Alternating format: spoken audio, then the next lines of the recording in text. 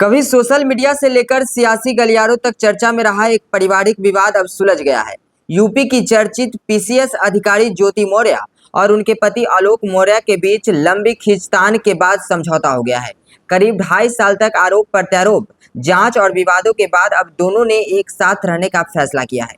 इस नई शुरुआत के साथ उनकी जिंदगी एक बार फिर सामान्य पटरी पर लौट गई है। ताजा जानकारी के मुताबिक दोनों अब एक साथ रह रहे हैं। इस बीच ज्योति मौर्य को प्रमोशन मिला है और उनकी पोस्टिंग नोएडा में हुई है। वहीं आलोक मौर्य भी उनके साथ रह रहे हैं और अपने भविष्य को नए सिरे से संवारने में जुटे हैं। वह कई प्रतियोगी परीक्षा भी दे रहे हैं। बताया जा रहा है कि इस बार की यूपी पीसीएस में एक इंटरव्यू तक पहुंचे थे, लेकिन अंतिम सूची में उनका नाम नहीं था। कैसे शुरू हुआ था विवाद? इस कहानी की शुरुआत साल 2010 से होती है, जब ज्योति और आलोक की शादी हुई थी। शुरुआती वर्षों में सब कुछ सामान्य रहा, लेकिन 2015 में जब ज्योति मौर्य का चयन पीसीएस में हुआ और उन्होंने एसडीएम के रूप में जिम्मेदारी संभाली, तब से दोनों के रिश्ते में बदलाव आने लगे। यहीं से दोनों के बीच दूरी बढ़ने लगी। ज्योति प्रशासनिक सेवा में तेजी से आगे बढ़ती गई, जबकि आलोक पंचायती राज विभाग में चतुर्थ श्रेणी कर्मचारी के रूप में कार्यरत रहे। आलोक का दावा था कि उन्होंने अपनी पत्नी की पढ़ाई और तैयारी में महत्वपूर्ण भूमिका निभाई, लेकिन सफलता मिलने के बाद ज्योति ने उन्हें नजरअंदाज करना शुरू कर दिया।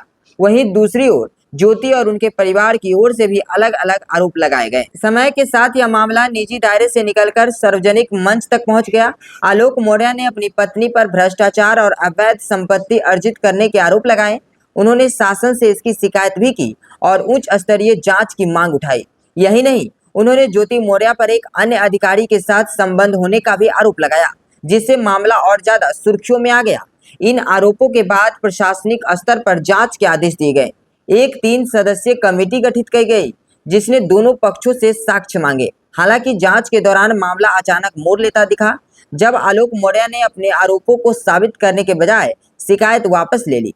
इसके बाद जांच कमेटी ने मामले को समाप्त करने की रिपोर्ट दे दी। यह विवाद सिर्फ कागजी कार्रवाई तक सीमित नहीं रहा। सोशल मीडिया पर यह मामला लगातार ट्रेंड करता रहा। कभी ज्योति मौर्य के समर्थन में आवाज उठी, तो कभी आलोक मौर्य के पक्ष में लोग सामने आए।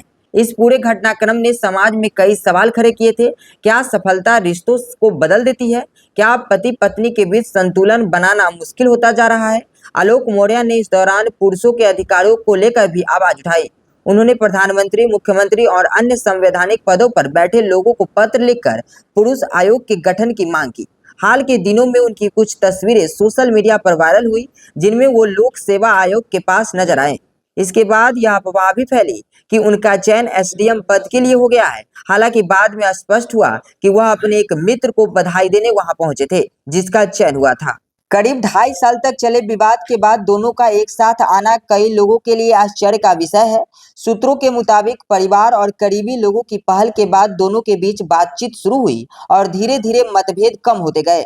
अंततः दोनों ने साथ रहने का फैसला किया। यह फैसला सिर्फ 2 लोगों का नहीं, बल्कि 2 परिवारों के लिए भी राहत लेकर आया है, जो लंबे समय से इस विवाद के कारण मानसिक दबाव में थे।